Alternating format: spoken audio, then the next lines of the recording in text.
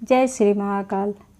ऐसी मान्यता है कि सावन के महीने ही माँ पार्वती ने भगवान शिव को पति के रूप में पाने के लिए कठोर तप किया था तथा शिव जी ने प्रसन्न होकर माँ पार्वती को पत्नी के रूप में स्वीकार किया था। शास्त्रों में भगवान शिव और माता पार्वती से जुड़ी कई कहानियाँ प्रचलित हैं, जिसमें राजा दक्ष प्रजापति, उनकी पुत्री सती और भगवान शिव के विवाह से जुड़ी हुई है। भगवान शिव के ससुर और माता सती के पिता दक्ष प्रजापति भगवान शिव को कभी पसंद नहीं करते थे।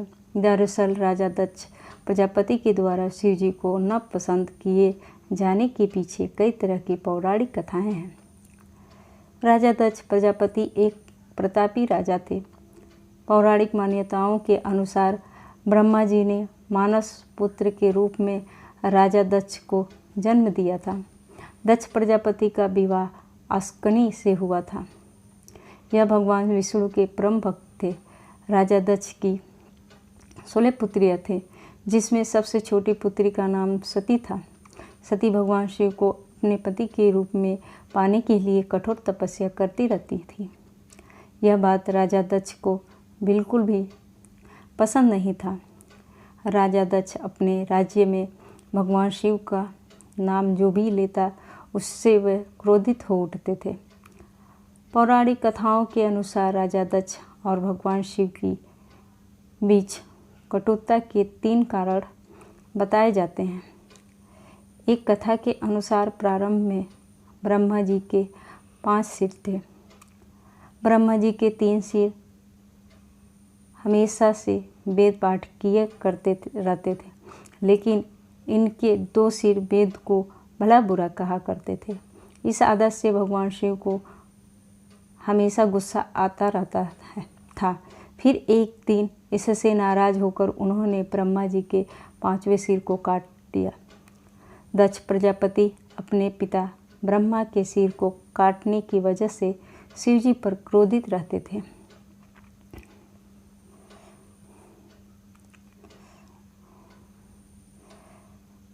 दूसरे मत के अनुसार पार्वती जी ने सती के रूप में राजा दक्ष के यहाँ जन्म लिया था।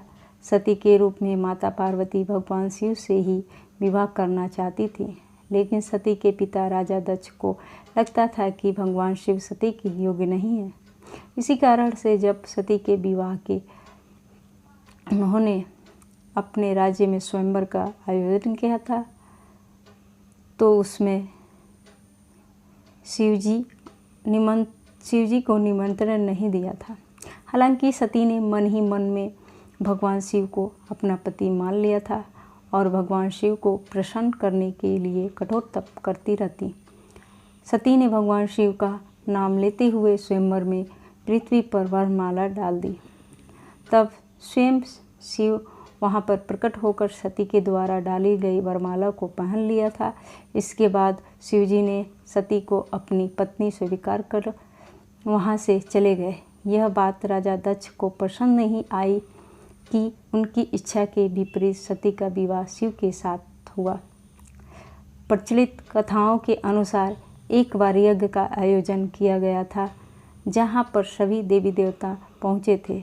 इस यज्ञ में जब राजा प्रजापति पहुंचे तो सभी देवी देवताओं और अन्य राजाओं ने खड़े होकर राजा दक्ष का स्वागत किया, लेकिन शिव जी ब्रह्मा जी के साथ बैठे रहे। तब इसको देखते हुए राजा दक्ष ने इसे अपना अपमान समझा और शिव के प्रति कई तरह के अपमानजनक शब्दों का इस्तेमाल किया। यही कारण था कि शिव जी और उनके ससुर राजा दक्ष की आपस में नहीं बनती।